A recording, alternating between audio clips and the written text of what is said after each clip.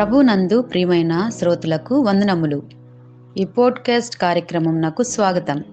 మీ అందరి కొరకు ఈ కార్యక్రమమును ప్రసారం చేయుచున్నాం. విని దైవాశీస్సులు పొందుకోగలరు. ప్రభునందు నా ప్రియమైన సహోదరుడా సహోదరి, యేసుక్రీస్తు నామమున ప్రేమతో ఈ ఉదయకాలంలో మీకు వందనములు తెలియజేస్తూ ఉన్నాను. ప్రతిరోజు వేకోజామున ఒక 5 నిమిషములు దేవుని మాటలు వింటున్న మిమ్మల్ని అందరిని బట్టి, మీ ఆసక్తిని బట్టి నేను ఎంతగానో సంతోషిస్తూ మిమ్మల్ని బట్టి నా దేవునికి నేను కృతజ్ఞతాస్తుతులు చెల్లిస్తున్నాను. అయితే దీనిని క్రీస్తు దినము వరకు మీరు రూఢిపరుస్తారని నా యొక్క విశ్వాసం. ఈ రోజుటి మన యొక్క అంశం, ప్రభువే మీకు సమాధానం. The lord is your peace. ఆయనే సమాధానం. ఆయనకున్నటువంటి పేర్లలో సమాధానకర్త అనేటటువంటి పేరును కూడా మనం చూస్తాం కదండి. కాబట్టి సమాధానకర్త అయినటువంటి దేవుడే మనకు సమాధానమునిచ్చేటటువంటి వాడు. మనలో ఎవరమైతే అసమాధానముతో ఉంటామో, మనలో ఎవరికైతే నెమ్మది లేకుండా, శాంతి లేకుండా, విసుగు చెందుతూ కష్టాల వలయములో చిక్కుపడి ప్రయాణం చేస్తూ ఉంటామో, అటువంటి వారికి సమాధానకర్త అయినటువంటి దేవుడు మనకు సమాధానమును, నెమ్మదిని, శాంతినిచ్చి నడిపించేటటువంటి దేవుడై ఉన్నాడు. న్యాయాధిపతుల గ్రంథం 6వ అధ్యాయం 3వ వచనంలో గిద్యోనుతో మాట్లాడుతూ ఏమంటాడంటే, అప్పుడు యెహోవా నీకు సమాధానమును, భయపడకు, నీవు చావవని అతనితో సెలవిచ్చాను. గిద్యోను, నువ్వెందుకు భయపడతావు? ప్రమాదం నీకు రాదు, మరణము నీకు రాదు. నేనున్నాను, నేనే నీకు సమాధానం ఇచ్చేటటువంటి దేవుడను. ఎప్పుడైతే దేవుడు గిద్యోనుతో ఈ గొప్ప మాట మాట్లాడినాడో 24వ వచనంలో, అక్కడ గిద్యోను యెహోవా నామమున బలిపీఠమును కట్టి దానికి యెహోవా సమాధానకర్తయను పేరును పెట్టాను.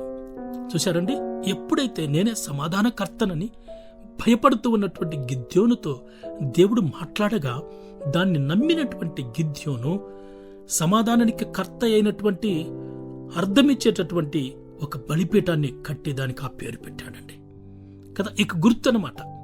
అది అబియజ్రేలులో, ఓప్రాలో ఇప్పటికీ ఉన్నదంట.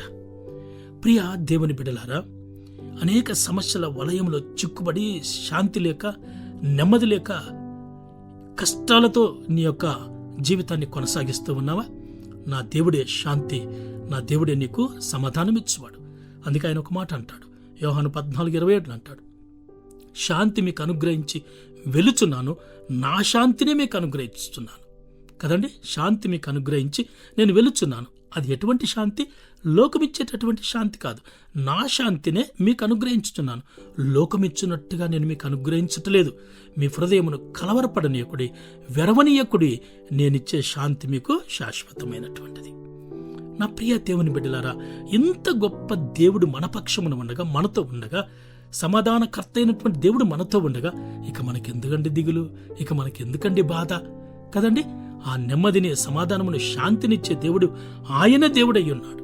యాకోబు 3:18 అంటాడు, నీతి ఫలము సమాధానము చేయువారికి సమాధానమందు విత్తబడును కదండి. సమాధానము చేసేవారికి, సమాధానం పరిచేవారికి సమాధానము విత్తబడును.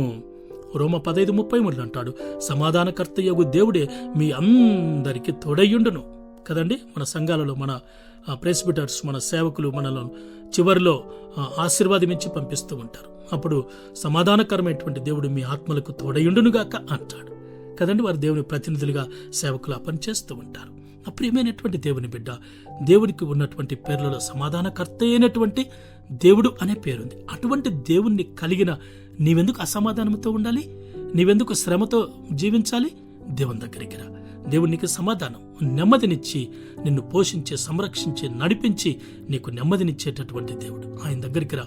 ఆయన దాచి ఉంచిన దీవెన, సమాధానం మీకు సమృద్ధిగా ప్రసాదిస్తాడు. అట్టి కృప దేవుడు నీకు అనుగ్రహించునుగాక.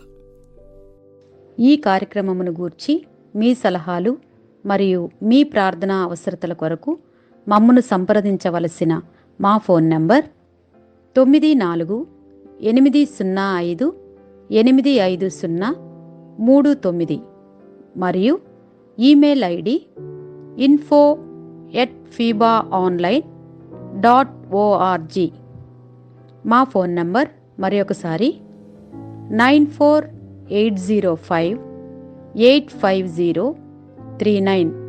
Email ID info@fibaonline.org.